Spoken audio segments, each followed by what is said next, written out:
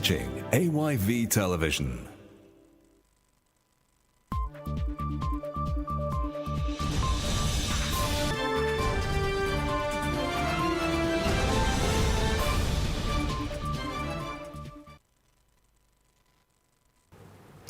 From our broadcasting house here on Wesley Street in Sierra Leone's capital, Freetown, this is Primetime News on AYV TV and radio. You're watching us on Channel 33 and listening to us on frequency modulation 11.7. I am Edima Conte. Let's start with tonight's headlines. Sierra Leone Police reveals that over 34,000 criminal and road traffic offences were recorded in 2025. Chief Justice of the Republic of Sierra Leone officially launches a Court of Appeal sitting for the South and Eastern region in the eastern city of Kenema. And finally, economists and political stakeholders raise concerns about the impact of rising global oil prices on Sierra Leone's economy. Hello and welcome from wherever you're joining me tonight. I am Edima Conte. First in the news. The Sierra Leone Police has released its 2025 annual crime statistics, revealing an increase in the number of offences recorded across the country. According to the report, a total of 34,066 criminal and road traffic offences were recorded in 2025, representing a crime rate of 0.38% compared to 0.33% in 2024. The report also highlights that offences against women and children remain the most reported category, accounting for over 44% of all crimes nationwide. Here is the report. The 2025 Annual Crime Report released by the Sierra Leone Police provides a comprehensive overview of crime trends, patterns, and law enforcement responses recorded across the country during the year under review. According to the report, the police recorded 34,066 criminal and road traffic offences in 2025, resulting in a national crime rate of 0.38%, which represents an increase of 0.05 percentage points compared to the 0.33% recorded in 2024. The report notes that offences against women and children continue to dominate the national crime profile, with 15,188 reported cases, representing 44.6% of all crimes recorded in the country. The statistics highlight the continued vulnerability of women and children and underscore the need for strengthened protection and prevention measures. Police authorities say the report reflects crimes reported, investigated, and managed by the Sierra Leone Police across various regions, divisions, and specialized units nationwide. Well, crime statistics are more than figures on paper. They are a mirror reflecting the security realities of our nation. By publishing this report, Sierra Leone Police reaffirms its commitment to transparency, accountability, and partnership with the people of Sierra Leone. Through vigilance, cooperation, and professional policing, we will continue to build a safer and more secure nation. The document further outlines the performance of police operations, investigations, prosecution, and preventive strategies implemented during the year in collaboration with communities, stakeholders, and partner institutions. Authorities say the report will also help strengthen public confidence in the police and deepen partnerships aimed at sustaining peace, security, and the rule of law in Sierra Leone. Edima Conte, AYV News, Freetown. The Chief Justice of the Republic of Sierra Leone has for the first time officially launched a Court of Appeal sitting for the South and Eastern region in the eastern city of Kenema. The event, which was attended by justices, lawyers, and other stakeholders in Kenema, marks the beginning of the typical decentralization of the justice system in the country, especially in the provinces. According to the Chief Justice, this is a way to prove the continuous progress that have been made in the rebranding of the justice sector under his leadership. Sam Alfalahai witnessed the official launch and sitting of the court and files us this report. The Court of Appeal primarily hears appeals against judgments, decrees, or orders of the High Court of the Justice. It handles matters conferred upon it by other laws. In a move to increase access to justice, the court now sits in the provinces. The sitting of the Court of Appeal in Kenema will undoubtedly continue to reducing case backlogs and ensuring the body that has traditionally rested on high courts located outside. Everybody knows that there are three arms of government. The judicial branch of government is an independent body. We are starting it now. Along, you will be in court. They will argue that they've got a call from above. But today, the narrative has started taking a shape. What happened before now was that most of the cases were judged in Primetime. Nobody cared to listen to us in the provinces. The very first time you have now thought of coming to Kenema, that can be your first seat of the appeals court. Thank you so much. The SEC commend the astute leadership of the Honorable Chief Justice Komba Kamanga for this visionary initiative aimed at decentralizing judicial services, reducing the burden of litigation costs on citizens, and ensuring that justice becomes more accessible and inclusive. The Chief Justice, in his statement, made it clear the need for such court in the provinces. This occasion, in my humble view, is going to leave an indelible imprint in our desire to administer justice throughout Sierra Leone. It is going to give opportunity to the people in the provinces to see the operations of the Court of Appeal first time. When I was appointed Chief Justice of the Republic of Sierra Leone over a year ago, I made a clear and deliberate commitment to ensure that there is going to be access to justice, and that access to justice will be the cornerstone of my administration.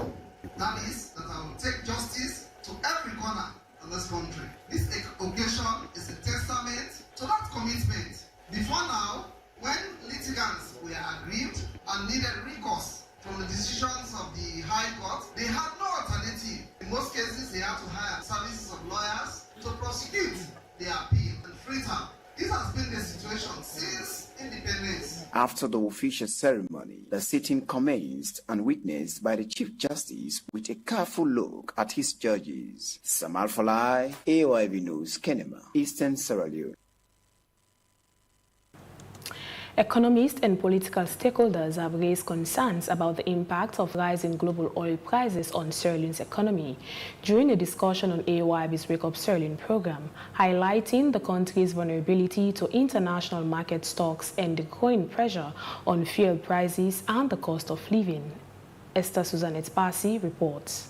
Sierra Leone remains highly vulnerable to global economic shocks because of its dependence on imported fuel and other essential commodities. He noted that countries like Ghana have strengthened their economic structure to improve domestic revenue mobilization and production, adding that Sierra Leone must be intentional about diversifying its economy and boosting local productivity. Meanwhile, Moses Mambu, National Public Cities Secretary of the Sierra Leone People's Party, explained that global tensions and disruptions in shipping routes have increased transportation and insurance costs for fuel imports. According to him, has stepped in to subsidize fuel prices. IMF have been frowning on governments, especially governments in developing countries, because they want governments in developing countries to be servicing their debt. So one of the things IMF have been frowning on is the issue of subsidizing, especially fuel.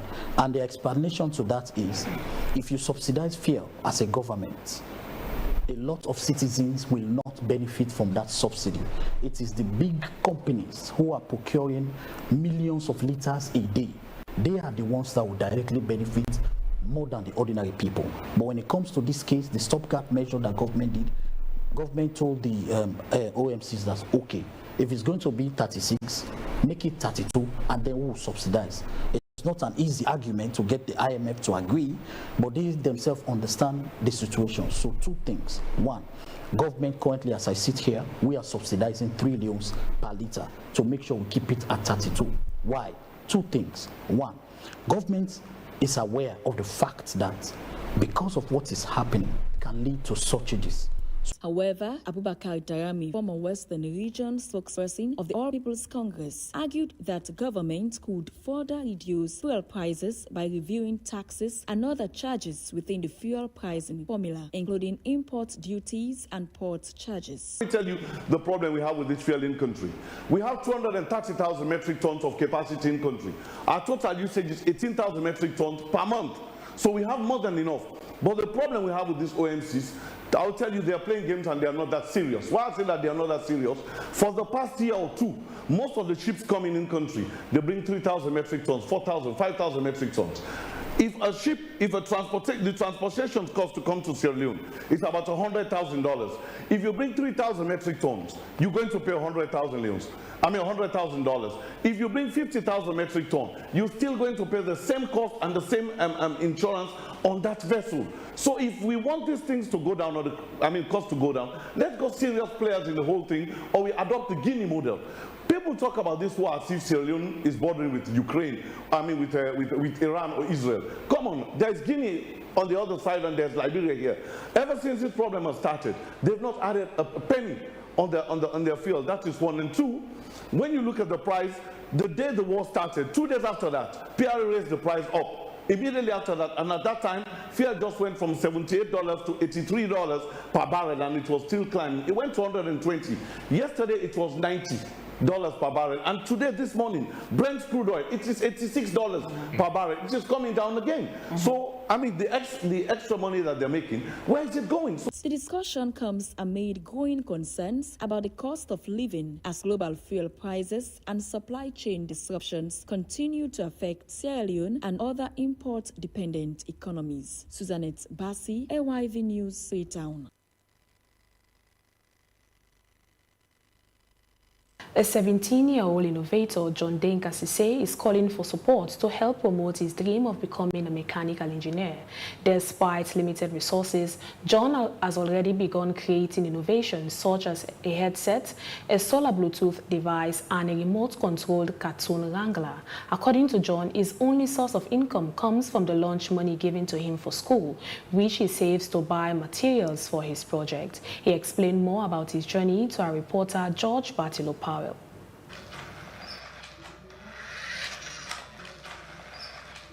Like many young people with big dreams, John Denka Sise's ambition of becoming a mechanical engineer began at an early age. At just 13 years old, he started exploring his passion for innovation by designing and assembling simple electronic devices. Speaking to AYV, John explained how curiosity and determination pushed him to begin experimenting with locally available materials to create his inventions. Well, I want to be a mechanical engineer. Well, I'm an innovator. From 13 years, I started repairing. So by 15, I said, no, let me start creating things now for myself. So started doing RC, repair RC, and create headsets and Bluetooth. John has successfully developed several inventions, including a remote-controlled cartoon wrangler, a headset, and a solar-powered Bluetooth device. His creations demonstrate his growing interest in electronics and mechanical engineering. Well, this one is a RC remote control built with just the engine and the tires, then cartoon and glue. This is the remote control. It's all about frequency. The number is here, 2.4 GHz. Any scrap I want to buy, I look for this number. The number is 2.4 GHz, then it can work with this frequency. Despite his determination, John says he faces several challenges in pursuing his dream. As a school pupil with limited financial support, he relies on saving his daily school lunch money to purchase basic equipment and materials for his project. He is now appealing to the public and well-wishers to support him so he can further develop his innovations and pursue his dream of becoming a mechanical engineer. Sometimes the capital I use is my lunch. I went to school for a day, not eat. I just set the money aside, said this is to buy scrap. Even if it takes 2 days, I still keep the money. The day I saw scrap, I buy one. And even sometimes the glue, using it, take a time to finish. So for me to buy another glue, take up to 2 or 3 days if I buy glue. So that was it. The challenge I have is funding. The only help I need now, if someone can fund me, I want to do the bigger project. I want to create a car that I can drive for myself. I'm going to make it with hardboard. But it's funding and support I need. Come to my location at 6 Hill Street, closer to AYV. And my number is 034 91 57 13. 034 91 57 13. With talent, determination, and a strong passion for innovation, John Denka Sise hopes that the right support will help him transform his ideas into solutions that could benefit society. George Batilo Powell, AYV News, Freetown. The state versus Zainab Sharif at the Pademba Road Court in Freetown has refused bail for Zainab Sharif, who is facing charges of incitement and threatening language under the Public Order Act of 1965. The decision was made by Principal Magistrate Mustafa Brahmajar after hearing arguments from both the defense and prosecution. The matter has been adjourned to March 18, 2026. Let's now hear more from our court reporter Ibrahim Ramadan Jalo. Principal Magistrate Mustafa Brahmajar of Pademba Road Court No. 1 has refused a renewed bail application for Yebu Zainab Sharif and adjourned the alleged incitement case till the 18th of March 2026. Sharif made her fourth court appearance, facing charges of incitement and threatening language, contrary to Section 30, 1 of the Public Order Act of 1965.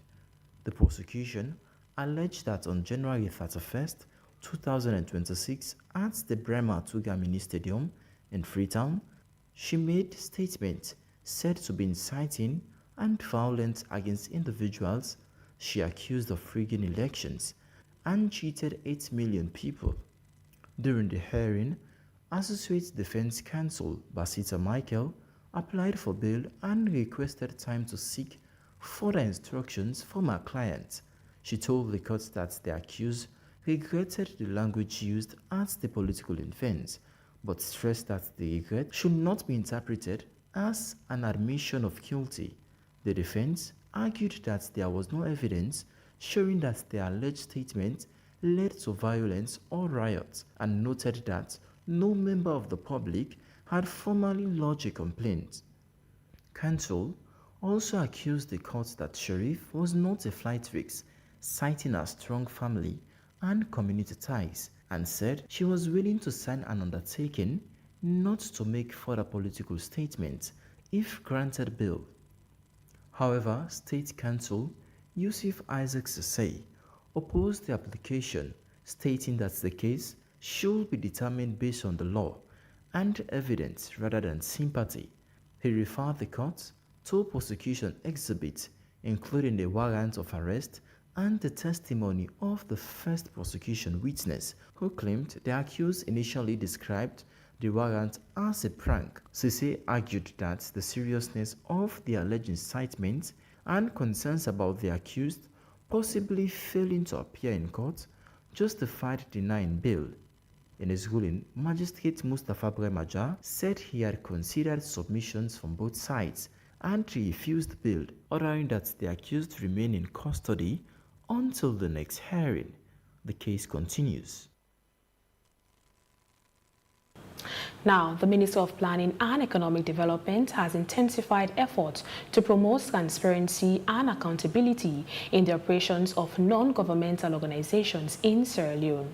Through an engagement initiative, selected NGOs present their activities, budget, challenges, and recommendations, while highlighting government's role in monitoring development interventions and strengthening collaboration with the sector. Isa Bangoa reports.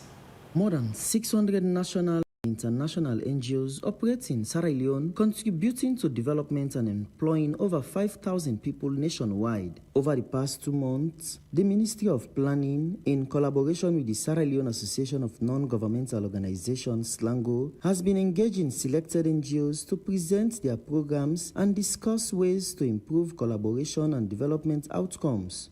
Minister Kenny Ebale says the initiative promotes public scrutiny, accountability, and stronger partnership between governments and NGOs. As the chairman said, I think this open information initiative is a groundbreaking initiative.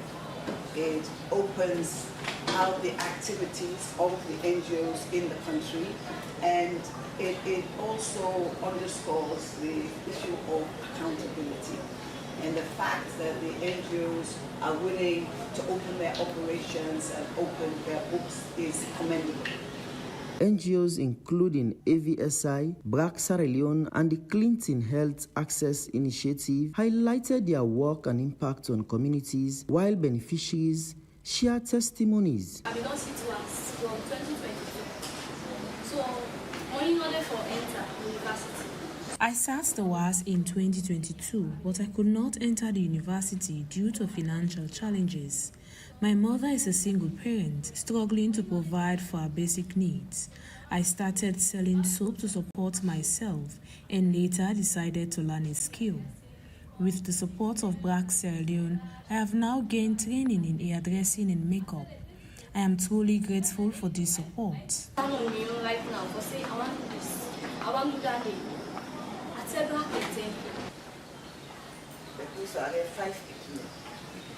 As a single mother of 5, I have struggled over the years to care for my children. With the support of AVSI, my children's school fees and other basic needs have been supported. I am truly grateful for their help in our community. Chairman of the Parliamentary Committee on NGO Affairs, Honorable Kombakwi, praised the organizations for supporting national development. So we know that you are doing a marvelous job in this country, because only government cannot help develop in this country, private sectors. Therefore, we want to encourage you. Come on board. Even those that are not here, we encourage them to come on board, because you have the complete backing of Parliament. The ministry says the engagements will continue to improve coordination and ensure NGOs align with Sierra Leone's development priorities. Issa Bangura, Freetown. Stakeholders in Sierra Leone's health and statistics sector gathered in Freetown to review and adapt questionnaires for the upcoming Sierra Leone Demographic and Health Survey. The Deputy Statistician General of Statistics Sierra Leone, Lansanak Bewolokane, spoke on how timely and essential it is to do this survey. Our reporter, George Bartilo Powell, has more. The Deputy Statistician General of Statistics Sierra Leone emphasized the importance in preparing for the nationwide survey. He noted that despite the institution's busy schedule with preparations for the upcoming population and housing census, the demographic and health survey remained a key national priority. According to him, the review of the questionnaires will help ensure the survey captures accurate and relevant data needed to guide development planning and policy decisions in the country. It is at this point to get it right or to get it wrong.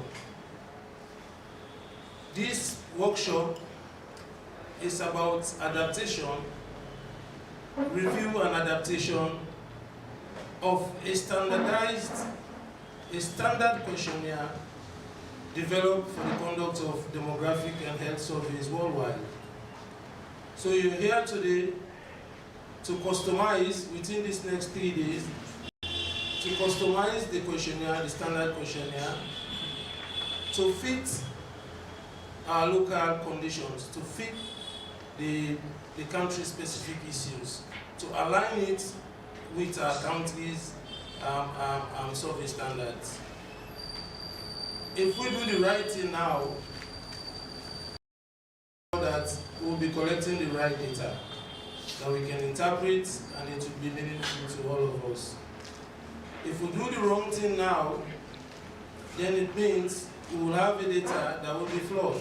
Presenting the Ministry of Health Sierra Leone, Dr. Tom Ciceri affirmed the ministry's commitment to the process. So it's always important to have a third party that will come and to ensure that we use a methodology that has been vetted and validated globally to ensure that the results that we have are credible and can be used anywhere across the world. So we are extremely excited that we are now at this stage. I think a lot of things, we've done quite a lot of work. Of course, StatsSN is the implementer. As much as Ministry of Health, usually we are the main beneficiaries of the results. Meanwhile, development partners also reiterated their support for the initiative. As was mentioned, this is the start of a very long journey. And I'm so grateful to be able to take part in this questionnaire adaptation workshop. I look forward to working with all of you over almost the next year and a half to bring this survey to fruition, to bring this data to the public. The Sierra Leone Demographic and Health Survey was described as a key national data collection exercise that provides vital information on population trends, maternal and child health, fertility, nutrition, and other critical indicators. George Batilo Powell, AYV News, Freetown. This is Primetime News on AYB TV and video. Stay tuned for more stories after the break.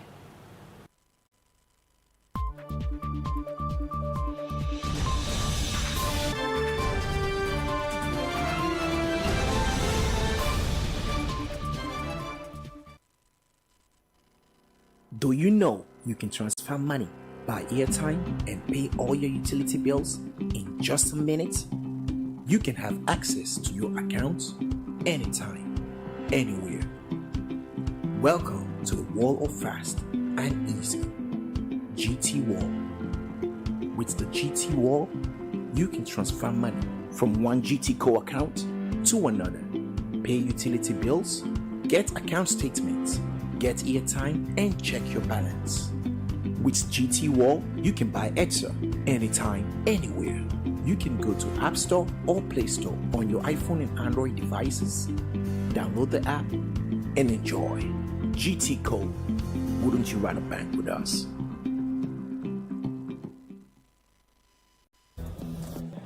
Mutik. This one is for the world. Shape their world. The winners who still put in the work. Cheers to those who start great things. When you start, you are hard to stop. You raise your game and never back down because you're bold enough to make it. To you I say, never stop. Mutik, never stop starting.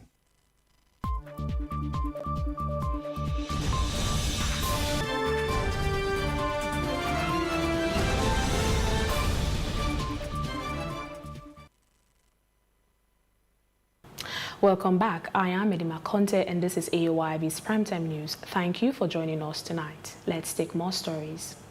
International non-governmental organization Site Savers has officially handed over 3 vehicles to the Ministry of Health to support the implementation and monitoring of key national health programs across the country. These vehicles will be used to implement and monitor programs within and outside Freetown. Joseph Adomambo reports. Site Savers has been working in Sierra Leone, partnering with government to promote disability inclusion, strengthen high health services, and address non-communicable diseases. Country Director for Site Savers Sierra Leone Country Program, Tiange Bondo, says the vehicles are expected to support field activities, outreach services, and monitoring of programs in communities across the provinces. We worked with them for ages, and they have always helped us to implement our iHealth programs and our NCD programs. We have our program implementation plans, we have our work plans and all. So these vehicles will be used to implement the programs, monitor the programs up in the provinces and even in Freetown, because we have programs in Freetown, in Jue, and at Connaught Hospital, and also in Bo and the other areas. But they will be used basically for monitoring, for field activities, for outreach programs, to go and visit patients and all of that. So it's more of implementation. They'll be using these vehicles to implement the iHealth programs and the NTD programs that we have. Receiving the vehicles on behalf of the ministry, Senior Permanent Secretary of the Ministry of Health, acknowledged the long-standing support from site savers to the country's health sector, assured that the vehicles will be effectively utilized to enhance service delivery, noting that they have already been supporting ministry operations and will now be fully managed by the ministry. You've been able to see what the ministry needs. You've been able to see the logistical constraints the ministry has. And so this gesture goes along that path, having realized what is needed to push our service delivery, our eye care. Program Manager for Neglected Tropical Diseases, Dr. Fode Sise, and Program Manager for the National Eye Health Program, Dr. John Mattia, said the vehicles will help strengthen ongoing work to combat neglected tropical diseases such as river blindness, while also expanding access to eye care services nationwide. Of course, it will serve areas on neglected tropical diseases. We have scored significant improvements in the various entities. We have reduced river blindness. Now it's difficult to have new cases of river blindness. We have done significant improvements in elephantiasis. New cases of elephantiasis, Bigfoot, they are not so common now. So significant improvements has been made, and we will continue our work. Thank you. Thank you for this. Through their help, we can help us of eye care being accessible all over the country. So we continue to work with them. Both site savers and the Ministry of Health reaffirmed their commitment to continue working together to improve public health and ensure inclusive healthcare services for all Sierra Leoneans. Joseph Adomambu, AYV News, Freetown. The International Fund for Agricultural Development, IFAD, is undertaking a mission to Sierra Leone from 10 to 20 March 2026 to support the design of additional financing and the scaling up of the Rural Finance and Community Improvement Projects Phase 2. The mission is led by Pascaline Barankeba, IFAD Country Director for Sierra Leone and Liberia, bringing together a multidisciplinary team of technical specialists. In its first mission, they have visited the newly constructed Apex Bank in Freetown and dignitaries of the Bank of Sierra Leone. Yero Jalo reports. The objective of the mission is to review the progress of RFCIP2, assessing its development impact, and work closely with the governments of Sierra Leone and key stakeholders to develop a bankable proposal for additional financing and expansion of the program. The initiative aims to strengthen Sierra Leone's rural financial ecosystem and expand access to financial services for rural communities, particularly smallholder farmers, women, and youth. Since its launch, RFCIP2 has played a key role in expanding financial inclusion in rural areas. The program has already reached more than 261,000 rural households, supporting the development of the growing rural financial network composed of community banks and financial services associations across the country. These institutions provide savings and credit services that enable farmers and rural entrepreneurs to invest in agricultural production and rural businesses. A major achievement of the program has been the strengthening of Apex Bank, which serves as the central institution supporting rural financial institutions in Sierra Leone. The team has paid a visit to the newly constructed Apex Bank at the Lumley to assess the current status of the construction phase. The construction will also provide IFAD with an office space and the Ministry of Agriculture and Food Security. The construction phase is 90% of completion. The aim of the project is to advance important reforms and innovations, including digitalization of the rural finance network and the establishment of the financing mechanism to support agricultural value chain. In a continued effort, A meeting was held at the Bank of Sierra Leone with key stakeholders at the Sambangura building, Gloucester Street in Freetown. Building on these achievements, the Scaling Up initiative will focus on expanding the reach of rural financial institutions, increasing financing for agriculture, and strengthening the sustainability of rural finance system.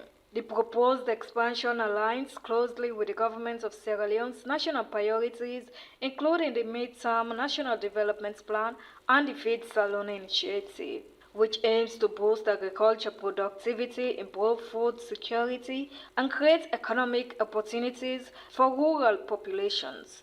Yero Jalo, AYV News, Freetown. Well, now for the latest in sport, I have been joined in the studios by Sir Solomon Yomba. Good evening, sir. Good evening, Nadima, and thank you for having me. Now for sports tonight, Leon Stars head coach Mohamed Kalon has successfully completed the renewal of his UEFA coaching license, a milestone that now officially allows him to continue coaching professionally anywhere in the world. At the end of 2026, Kalon displayed his updated license, certificate and card, announcing that the renewal process is complete. This renewal comes after recent scrutiny over Kalon's certification. Here's a video.